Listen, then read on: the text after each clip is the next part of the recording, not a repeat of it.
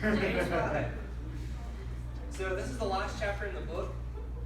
We're going to finish it up hopefully tonight, and then we'll move into 1 Peter next week. Okay, I've been out of the loop for a very long time. I heard something about fall break or something. That's not you guys, right? Cool. All right, just clearing that up. So James 5:1 kind of starts off, at least it tickles me, but it says, "Now listen, you rich people." So we're wrapping up the book. This is the conclusion, if you will, of everything that's been talked about. So chapter 1, we're talking about endurance through trials. We're talking about being able to make it through stinky situations in life with your faith intact.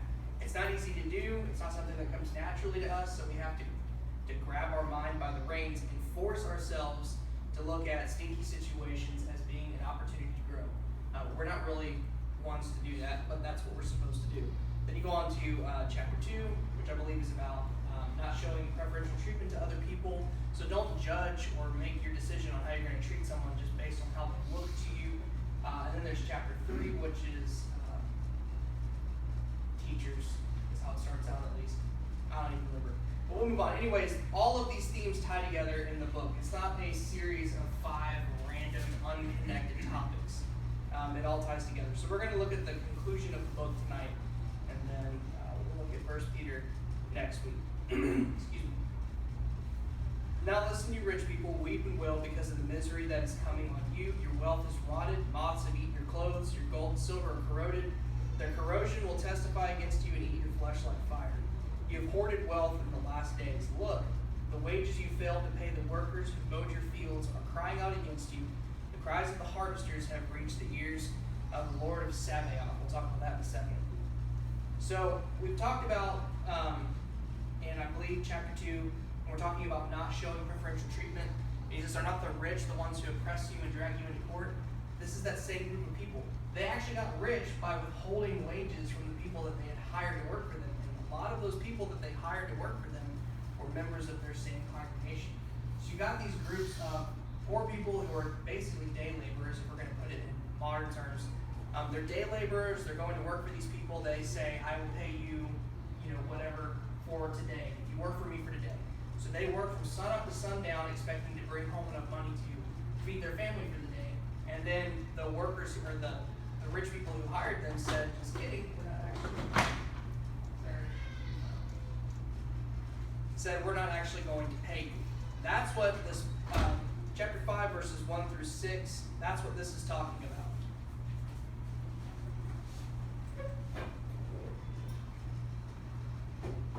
And I just lost my place. Sorry. No, it was me. It's because the print's really tiny, and apparently I have a 90-year-old man eyes. Oh, okay. All right. Excuse me. So we've talked all throughout the book of James about not having your thinking stained by the world, to not allow what's going on or how people in secular society think to be what determines how our worldview is. These people were concerned only about enriching their personal assets, to become wealthy at any cost, and they were doing it at the expense of people who were absolutely powerless against them. It really does make what they were doing in chapter 2 look even more ludicrous. Like, they were kissing up to these people who were abusing them, and they were abusing them in many ways, not just by treating them like dirt, but by not even paying them for the work that they did. So this is a warning to those who are oppressing them. He says, "The cries of the harvesters have reached the ears of the Lord of Sabaoth." NIV has Lord Almighty. That's kind of okay. A better way to look at this would be that this is the commander of the heavenly army. So he's saying you have become hostiles against God. You have now caught the attention of the Lord of military might, the Lord of hosts. So that military might, of course, would be the army of angels. That's not really something anyone would ever win. But he's saying because you have abused these people, you're now in big trouble. Excuse me. "The cries of the harvesters have reached the ears of the Lord Almighty." Okay, "You have lived on earth in luxury and self-indulgence. You have fattened yourselves for a day of slaughter. You have condemned and murdered the innocent one who was not even opposing you." So this connects back to chapter 4, verse 13. "Now listen, you who say today or tomorrow, we'll go to this city or that city, spend a year there, carry out business, and make money." We're talking about a group of people whose sole focus was on getting rich. That's all they cared about. They that they neglected their spiritual lives by saying, you know what, we don't really care what God has planned for our lives. We're just going to go ahead and make these plans. We're going to plan them for years out, and we're just going to go and make money. And then in other ways, they're going to condemn and murder the innocent one by not paying them. They're going to starve to death. Verse 7. Be patient then, brothers and sisters. Okay, so same topic, same group. The only difference is he's no longer talking to the wealthy of the congregation. He is now talking to the poor people. So he says, those of you who are taking advantage of these poor people, you've got the attention of the Lord of armies. That's not a good thing to do. You need to stop. And then he switches his audience a little bit and says, those of you who are getting taken advantage of, this is what we need to do. Be patient. Excuse me. This is where it's kind of difficult for us, especially as Americans, to kind of accept. Because we live in a society where we have certain rights. And those rights are great. It's amazing to have those rights. And if our employers kind of mess us up, then we want to take recourse. And that's not always a bad thing, especially if it's just really out of control. But there's an extent to which you become kind of a Karen just a little bit. And it just makes the church look bad. So what he's saying is, be patient then, brothers and sisters, until the Lord's coming. See how the farmer waits for the land to yield its valuable crops, patiently waiting for the autumn and spring rains. You also be patient and stand firm, because the Lord's coming is near. For them, that was very literal. They may not live very long if they're not going to get paid for what they're doing, because you can't live long without food, obviously. So the Lord's coming was near. It was literal for them, because they probably weren't going to live for very long. So he said, because you're probably not going to live for very long anyways, and because especially in this time period, Christians didn't have kind of a long lifespan anyways, he was saying it's better to just be faithful, to be patient, to not cause issues, because the Lord is at hand. That goes against everything that we have been taught or believe, especially in this country. It's just, being a Christian is difficult when you think about it in these terms. Because we would think, okay, I didn't get paid for this, I'm going to really make a big stink about it. And if really the stink has to get that bad, it seems that that's not actually something we're supposed to do as Christians. Brothers and sisters, as an example of patience in the face of suffering. This is an example or an illustration for the point he just made, and this is verse 10. Take the prophets who spoke in the name of the Lord. As you know, we count as blessed those who have persevered. You've heard of Job's perseverance and have seen what the Lord finally brought about. The Lord is full of compassion and mercy. In the context of what we're talking about here, it doesn't really sound that way. You know, if we're thinking about it with worldly views, if we're not using heavenly wisdom, then what is compassionate and merciful about allowing someone to starve to death? What is compassionate and merciful about allowing people to murder every member of Job's family except for the one person that was kind of the worst person, or taking all of his assets? What's compassionate and merciful about that? We have to look at everything that happens in this life through God's eyes. If we die in the midst of our suffering, that's compassion and mercy. Let's just say that we get through a particular trial with our faith intact, and God knows in his infinite wisdom that 5 years from now, something horrible that we can't bear may happen in our lives, and it'll break our faith, and we'll die in sin. If something happens that takes our lives, that's compassion, because God's looking forward into the future and saying, if I allow your life to be taken at this point, you'll die saved. That's compassion and mercy. So for these Christians who are being cheated out of their pay, he's saying, be patient, because God is compassionate and merciful. If you hang on until death, you're going to have an eternal reward.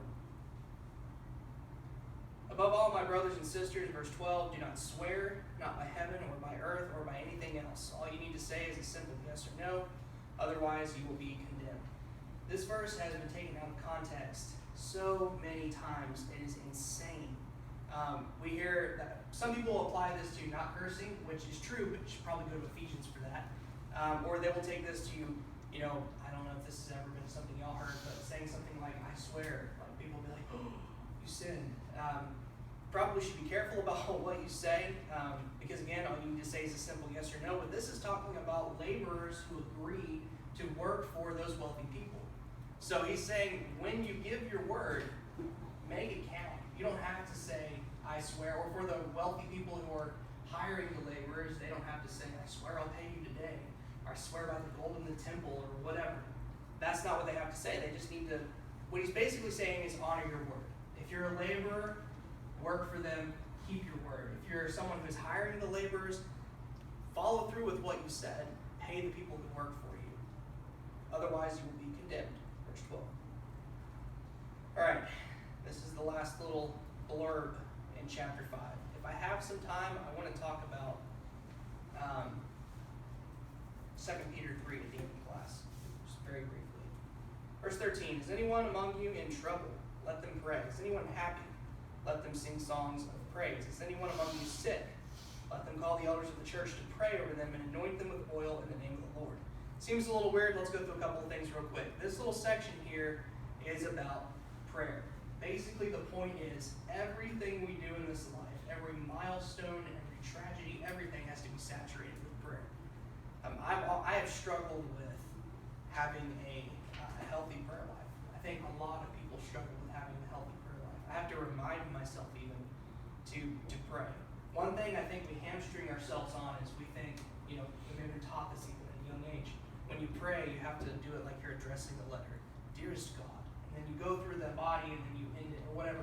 And it's a very formal thing and you may not know what to say because you're like, how do I do this? A lot of times when Paul prayed, he just kind of talked. And that's something that we can do and adopt a lot in our lives and just approach God not in a formal way, not where we have to like retreat to a closet and get down on our knees or something, which isn't a bad thing to do, but to keep praying throughout the day, all we have to really do is just talk to God. And if we do that consistently, it really helps to build our faith. All right, and then this section about anointing them with oil in the name of the Lord. Sounds a little weird, we don't do that today, but basically for them what it was medicinal oils. So he's saying, pray. If God allows them to make it through that trial, then great, they'll make it through that trial. Really what we should be focusing on is making it through that trial with our faith intact. But also take advantage of medicines that you have available to you. I believe it's 1 Timothy 5, maybe 6. 1 Timothy 5, where Paul tells Timothy to use a little bit of wine for your stomach's sake, to take advantage of medicinal things he had access to. He may have had IBS, he might have had, Crohn's disease, any number of things, but it was his constant infirmities related to his stomach. So Paul says, use what you have available to take care of that. Same here in this passage. So we don't come up to people and anoint them with oil, they're sick now. But we do, we go to the hospital and whatnot. Anyways, the prayer offered in faith will make the sick person well. The Lord will raise them up. If they have sinned, they will be forgiven. This is not a hard and fast statement. This is not always going to happen. But I'm willing to bet that around AD 47 to 48, there were still people who had, obviously, miraculous gifts. So if we're talking about the prayer of a righteous man accomplishing a whole lot of stuff, then this may have been part of that. We're probably talking about miraculous healing here. Verse 16, therefore confess your sins to each other and pray for each other so that you may be healed. The prayer of a righteous person is powerful and effective. But this is the takeaway for us today. I have learned a little bit recently that when you have a lot of people that are spiritual giants, a lot of people that have their spiritual lives intact, and they say, I'm praying for your situation or I'm praying for you, that's pretty cool. It is crazy to see the way that God works through your lives in ways that you could never do on your own. Righteous people, when they're praying for you or praying for your situation or someone that you love, they accomplish a whole lot. I think of this little phrase right here all of the time because I have seen ways where the prayer of a righteous person or lots of righteous people really changes some outcomes that probably should have been changed. Elijah was a human being, again going back to Jewish heroes. Even as we are, he prayed earnestly that it would not rain, and it didn't rain on the land for 3.5 years. Power of prayer. Again he prayed, the heavens gave rain, and the earth produced its crops. My brothers and sisters, if one of you should wander from the truth, and someone should bring that person back, remember this. Whoever turns a sinner from the error of their ways will save them from death and cover a multitude of sins. James left them with that kind of drop the mic phrase. The whole point of being in a church or being in this group together is to get each other to heaven. That's the entire purpose of what we do. If one of us is in sin, we talked a little bit about this last week. Part of trying to restore that person is saving their souls from death and covering a multitude of sins. That is the most important thing that we can do for each other because that saves our soul from death. Well, that's the end of James.